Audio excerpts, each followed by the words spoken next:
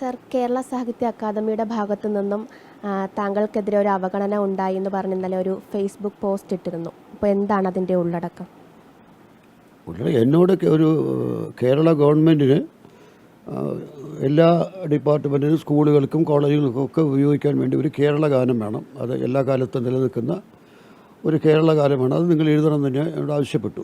എനിക്ക് കത്തയച്ചത് സെക്രട്ടറിയാണ്, അബൂബക്കറാണ്. അബൂബക്കർ എന്നുള്ള സെക്രട്ടറിയാണ് കത്തയച്ചത്. അപ്പോൾ ഞാൻ പറഞ്ഞു എനിക്ക് ശരിയാവില്ല എന്ന് പറഞ്ഞാൽ പിന്നെ അക്കാദമി പ്രസിഡൻ്റായ സച്ചിദാനന്ദൻ ഞാൻ അത്ര നല്ല മനപ്പൊരുത്തമുള്ള ആൾക്കാരല്ല, പല കാരണങ്ങളാൽ.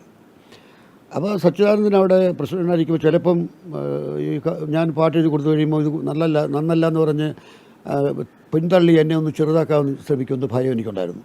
അത് തന്നെ സംഭവിച്ചു. അപ്പോൾ പക്ഷേ ഞാൻ അബൂബക്കറിനോട് പറഞ്ഞപ്പോൾ ഞാൻ പറഞ്ഞു എനിക്ക് എന്നെ ഒഴിവാക്കണം, വേറെ ആരെ കൊണ്ട് എഴുതിക്കും, പുതിയ പിള്ളേരെ കൊണ്ടൊക്കെ എഴുതിക്കുക, പുതിയ ആൾക്കാരുണ്ടല്ലോ. അല്ലല്ല മറ്റാരുണ്ട് എന്ന് ചോദിക്കുന്നു. അത് അബൂബക്കറിൻ്റെ ചോദ്യം.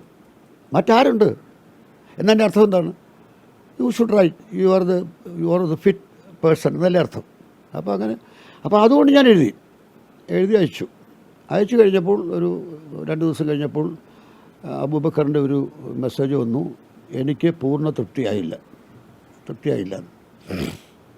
അപ്പം ഞാൻ അബൂബക്കറിനെ വിളിച്ചു പറഞ്ഞു, ഇതാണ് ഞാൻ ആദ്യമേ പറഞ്ഞത്, എനിക്ക് പ്രായമായി, ഞാൻ 10,000 പാട്ട് എഴുതി കഴിഞ്ഞു, മനസ്സിലായില്ലേ?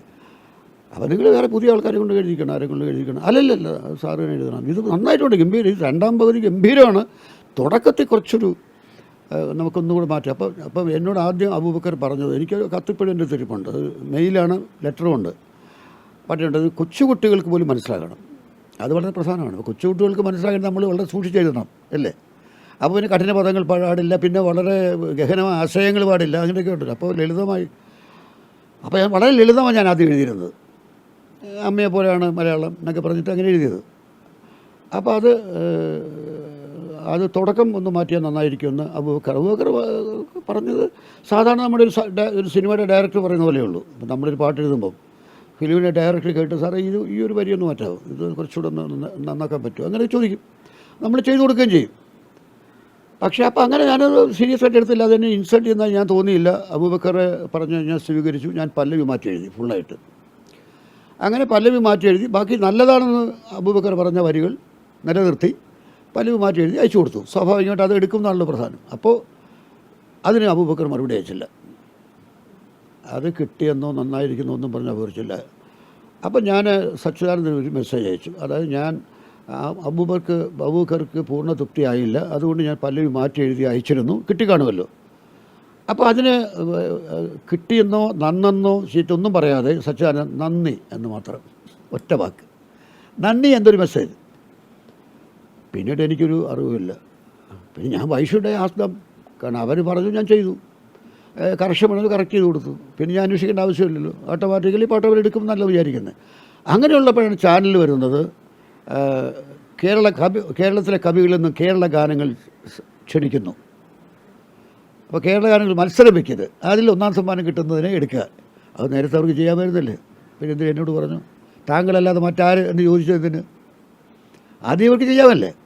അപ്പോൾ എന്നെ ഇൻസൾട്ട് ചെയ്യാൻ മനഃപൂർവ്വം ഒരു തട്ടിക്കൂട്ടിയെടുത്ത ഒരു പരിപാടിയാണെന്ന് എനിക്ക് മനസ്സിലായി. അപ്പോൾ അങ്ങനെ, പക്ഷേ ഞാൻ നിശബ്ദനായിരുന്നു. പക്ഷേ ബാലചന്ദ്രൻ ചുള്ളിക്കാട് ഈ അക്കാദമി ഉണ്ടായ ഒരു അനുഭവം പറഞ്ഞപ്പോൾ എനിക്ക് തോന്നി ഞാനിതിന് പറയാതിരിക്കണം, എൻ്റെ അനുഭവം പറയണമല്ലോ, കാരണം ജനങ്ങൾ അറിയണമല്ലോ. അപ്പോൾ നാളെ ഇങ്ങേര് പറയുന്ന ആളുകൾ വിശ്വസിക്കും, തമ്പി എഴുതി വളരെ മോശമായിരുന്നു, ക്ലിഷയായിപ്പോയി.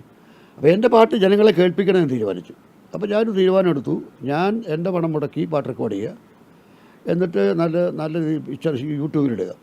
അപ്പോൾ എന്നിട്ട് ഞാൻ പറയുന്നു, ഇത് ലോക മലയാളികൾക്ക് ഞാൻ നൽകുന്ന സമ്മാനമാണ്, പകർപ്പവകാശമില്ല, എനിക്ക് പകർപ്പവകാശമില്ല, ഏത് മലയാളിക്കും ഇത് സ്വന്തമാണ് എന്നൊരു നോട്ടോടുകൂടി ഈ പാട്ട് റിലീസ് ചെയ്യാന്നുള്ള തീരുമാനത്തിലിരിക്കുമ്പോഴാണ് ഈ സംഭവം മനസ്സിലായില്ല. അതായത് ബാലചന്ദ്രൻ ചുള്ളിക്കാട് സാഹിത്യ അക്കാദമി നടന്ന സംഭവത്തെക്കുറിച്ചിരുന്ന. അപ്പോൾ എനിക്ക് തോന്നി എത്ര കാര്യമായിട്ടൊരു 3,500 രൂപ ചിലവാക്കി 2,400 രൂപ അവർ കൊടുത്ത് 1,100 രൂപ ഞാൻ സീരിയൽ അഭിനയിച്ചുകൊണ്ട് പൈസ എന്നാ കൊടുത്തെന്ന് പറഞ്ഞപ്പോൾ അത്ര തുറന്നു പറയുന്ന, സോറി ഞാനെന്ത് മറച്ചു പിടിക്കണം, എനിക്ക് സാഹിത്യകാരുണ്ടെന്ന് അനുഭവം എനിക്ക് എഴുതാം എന്ന് പറഞ്ഞിട്ടാണ് ഞാനൊരു പോസ്റ്റ് ഇട്ടത്.